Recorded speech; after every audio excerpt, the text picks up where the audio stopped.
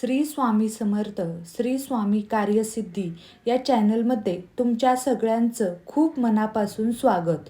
स्वामी महाराजांच्या कृपेने तुमच्या मनातील ज्या काही चांगल्या इच्छा असतील त्या सर्व इच्छा पूर्ण होत हीच मी स्वामी महाराजांच्या चरणी प्रार्थना करते आणि आपल्या आजच्या व्हिडिओला सुरुवात करते.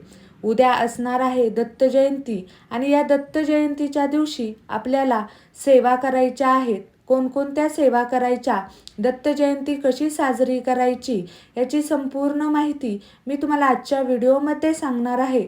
त्यासाठी व्हिडिओ हा शेवटपर्यंत नक्की पहा. चॅनलवर नवीन असताल तर चॅनलला सबस्क्राईब करा. शेजारील जे बेल आयकॉन आहे त्याच्यावर प्रेस करा, जेणेकरून इथून पुढचे जे काही माझे नवनवीन व्हिडिओ येतील त्याचं नोटिफिकेशन नक्कीच तुमच्यापर्यंत पोचलं जाईल. जन्मोत्सव दत्तात्रेय जयंतीच्या 7 दिवस आधी एकादशीपासून सुरू होतो, तो पौर्णिमेपर्यंत चालत असतो. म्हणूनच या दरम्यान सप्ताह काळात गुरुचरित्र पारायण केलं जातं. दत्तात्रेयांच्या आईचं नाव होतं अनुसया. मार्गशीर्ष पौर्णिमेच्या दिवशी भगवान दत्तात्रेयसह भगवान विष्णूंची, लक्ष्मीची पूजा केल्याने आपल्या घरामध्ये धन, सुख, सौभाग्य वाढते असं म्हटलं जातं. या दिवशी सकाळी आपल्याला लवकर उठायचं आहे. तुम्हाला जर ब्रह्ममुहूर्तावर पूजा करता आली तर तुम्ही नक्की करा. जर तुम्हाला ब्रह्ममुहूर्तावर पूजा करणं शक्य नसेल तर सकाळी लवकर उठा, तुमचं देवघर स्वच्छ करा, देवांना अभिषेक घाला, भगवान दत्तात्रेय स्वामींची मूर्ती यांची स्थापना करा, त्यांना गंगाजलाने स्नान घाला. स्नान घालताना, अभिषेक करताना अथर्व शीर्षम, श्री सूक्तम, पुरुष सूक्तम, पौर्णाम सूक्तम किंवा हे जर तुम्हाला काही जमलं नाही तर श्री स्वामी समर्थ, श्री स्वामी समर्थ असं 108 वेळा म्हणून तुम्हाला हा अभिषेक करायचा आहे. आणि जे काही तीर्थ आहे ते घरातल्या सगळ्यांनी ते तीर्थ तुम्हाला घ्यायचं आहे. त्यानंतर तुम्हाला पांढऱ्या चंदनाचा त्यांना टिळा लावायचा आहे. ज्यांच्याकडे मूर्ती नाही त्यांनी त्यांचा फोटो स्वच्छ करा, हिना अत्तर लावा, चंदन लावा, हार घाला. या आपल्याला सेवा करायच्या आहेत. आणि शुद्ध वस्त्राने त्यांना स्वच्छ पुसून घ्या. हिना अत्तर स्वामी महाराजांना किंवा दत्तात्रेय महाराजांना खूप प्रिय होतं, त्यामुळे तुम्ही हिना अत्तर या दिवशी लावा. नवीन वस्त्र त्यांना परिधान करा, फेटा घाला. चाफ्याची जर फुले तुम्हाला मिळाली तर चाफ्याची फुलेसुद्धा तुम्ही या दिवशी अर्पण करू शकता. आता ज्यांनी गुरुचरित्र पारायण केलं आहे त्यांचा तर उपवास असणारच आहे, पण आपल्याला दत्त जयंतीचा उपवास हा धरायचा आहे. आणि ज्यांनी गुरुचरित्र पारायण केलं नाही पण जे स्वामी भक्त आहेत, जे दत्तांचे भक्त आहेत, त्यांनी आज म्हणजे उद्या तुम्हाला उपवास करायचा आहे, दत्त जयंतीचा उपवास करायचा आहे.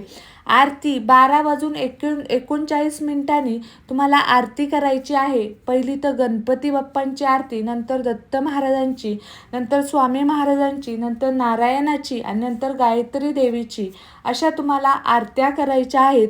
नैवेद्यामध्ये तुम्हाला फळे, ड्रायफ्रूट, केळी, दूध, साखर या सर्व तुम्हाला वस्तू ठेवायच्या आहेत. म्हणजे यामधल्या ज्या काही तुम्हाला शक्य होतील त्या वस्तू तुम्हाला नैवेद्यासाठी ठेवायच्या आहेत.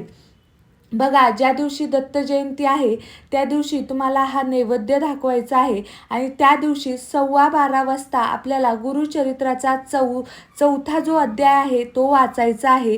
बघा, या चौथा अध्याय तुमच्याकडे गुरुचरित्र असेल, ज्यांच्याकडे असेल त्यांनी नक्की हा अध्याय या दत्त जयंतीच्या दिवशी 12:15 वाजता तुम्ही हा अध्याय वाचा. या अध्यायामध्ये 3 बालके झाली इथपर्यंत तुम्हाला हा अध्याय वाचायचा आहे. हा अध्याय वाचल्याने तुम्हाला तुमच्या आयुष्यामध्ये किती फरक जाणवलेला दिसेल हे मला कमेंट करून नक्की सांगा.